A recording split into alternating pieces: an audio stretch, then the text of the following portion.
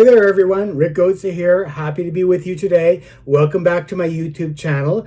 And today, as I always say, is a great day for reading with Ricky. Today's story, we're going to focus on a story from my second collection, Little Ricky, the Lad from Otter Lake, Adolescent Adventures. It's called An Economic Exchange. It's a great little story, and we're going to have a reading from this book very shortly. But before I get into that reading with Ricky today, we're going to talk a little bit about me and my journey and where I'm going, where I've been and where I'm going. So basically, I'm a Canadian author. I write short stories, Canadiana short stories. They're historical fiction, and I write and sell not to become a famous author myself. Of course, I'd love to be famous someday, but that only happens for authors long after we're gone. Ask any author. Anyhow, my goal really is to use my talent and my writing talent to help the poor. I sell my short stories. I sell my collections, not for myself, but to use my talent to help the poor people. There are so many people struggling to put food on the table, so many people lining up on the street here in Toronto to go to the food bank to buy something to eat. They can't afford to go to the grocery store anymore because things are just way out of control, way too expensive. So what I'm doing is, because I can afford to eat, I'm very fortunate that I have a small pension, I can afford to eat, I'm using my talent not to make money for myself, but to give back to the poor. So when you buy a book or short story or collection from me, I earn royalties from Amazon.ca or Kobo.com. Those royalties are sent to me to my bank account. What I do is I take those royalties, 100% of those royalties, I write them in a check once a year, and I give them to the Allen Gardens Food Bank here in Toronto. They use my money, the money from me, to buy food, to support, to stock their shelves, to give to the poor people who can't afford to buy food. So that's basically what my role is in writing these stories, selling these stories, and with your support, we can help the poor together. We can help the poor have food on the table, especially the young kids. It's so sad to see a hungry child without food to eat. So if you enjoy my stories, please support me and please help me to help the poor so that people can have at least something to eat. So where did I start my journey? My journey started back in the year 2000 when I retired. I retired from the Federal Public Service, and I decided, what should I do now in retirement? Originally, I wanted to volunteer in old age homes, but with the pandemic, that was impossible. So I started writing short stories and sharing them with friends and family on social media, and people said, hey, you know what? Yeah, Rick, you're a pretty good writer. You should perhaps write a book. So you know what I did? I wrote my first book, which was a collection of 12 heartwarming short stories called Little Ricky, the Boy from Otter Lake. It's about a 5-year-old lad starting at age 0 to age 5, growing up in a small country town, learning how to learn lessons, laughter, experiences, all of that good stuff with, how a child goes through life, learning how to be a better person. So it's really about a little boy growing up with fun times, but in those fun times, life lessons that really stick with him for the rest of his life. Little Ricky, the Boy from Otter Lake, my first collection of 12 short stories that's available on Amazon.ca and Kobo.com. Amazon.ca sells this version, this paperback version, and also an ebook version of this book, and Kobo.com sells the audiobook version of this particular book. I also sell each of these 12 stories as individual short stories, and you can buy them on Kobo and on Amazon as well. Because this book was so successful, a few years after that, my fans encouraged me to write the second collection. So I did. I wrote a second collection called Little Ricky, the Lad from Otter Lake, Adolescent Adventures. And in this collection, I aged my protagonist, Little Ricky, to age 14. So from age 5 to age 14, he's now a teenager, and he's going to Victoria Avenue High School in Charlotte, Quebec. And as a teenager, there's lots of struggles, as we know, as teens. So Ricky here goes through all of this particular struggles, meets very wonderful teachers who teaches him life lessons. He has family and friends that support him along his journey, and he equally is growing and maturing, and he's helping a lot of friends who have a lot of special problems that he helps them get through. So it's about working together to overcome all of the struggles of teen life. So again, Little Ricky, the Lad from Otter Lake, Adolescent Adventures. This particular collection is sold in two parts. When I finished writing this book, it was so big that I had to split it into two. So I sell it in two parts, part 1 and part 2. Part 1 contains the first 6 stories and part 2 the second, so stories 7 through 12. Again, this collection, though, does have 12 stories. They're sold in this collection, or they're also sold individually. Today's story, An Economic Exchange, is one of those stories, and we're going to be having a reading from Ricky with this story today.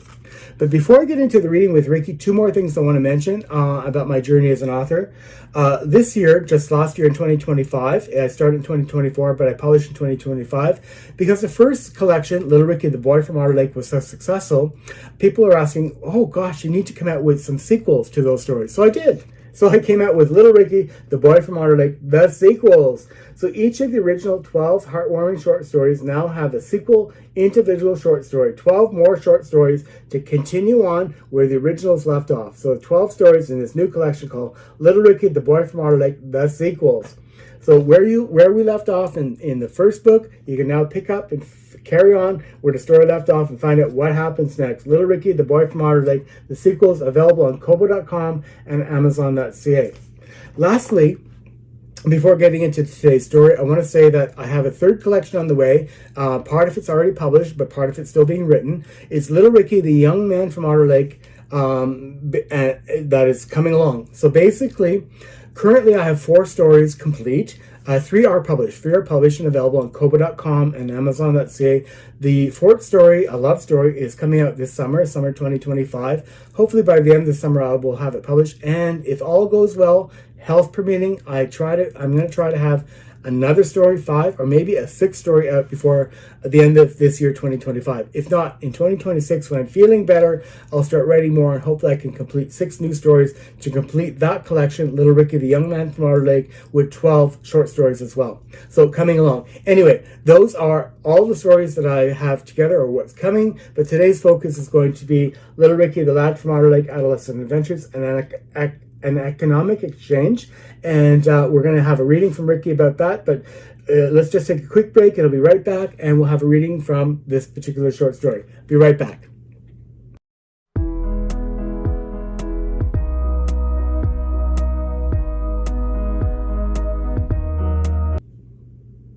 Hi, so thanks for sticking around. So again, here's the paperback version of An Economic Exchange, a really, really great, cool little story about teaching the teacher. Sometimes teachers need some help from their students. In this particular story, a student took the courage, stood up to his teacher and said, you know what, sir, I love the way you teach, but sometimes the way you teach doesn't teach me what I need to know. So let's try a different way. And the teacher was open to the student's suggestion, and it was a success for all. So here's the cover of this particular book, An Economic Exchange. On the back, a little bit about the story, a little bit about me as the author. And within the book, I have some artwork here showing the school and the teacher. And of course, here a few other pictures of the school and the economics book that was key to the story. But before we get into the story, the actual reading with Ricky, I'm going to read you the little teaser. The teaser for the story that I put together to entice people to want to know more about the story. So here we go. Little Ricky, the Lad from Otter Lake, Adolescent Adventures, An Economic Exchange. Ricky did not like that big, bright red F noted on his recent test. The shocking circumstances forced poor Ricky to face reality and take action to not flunk this course, especially since it would provide him with valuable knowledge that he would use for the rest of his life.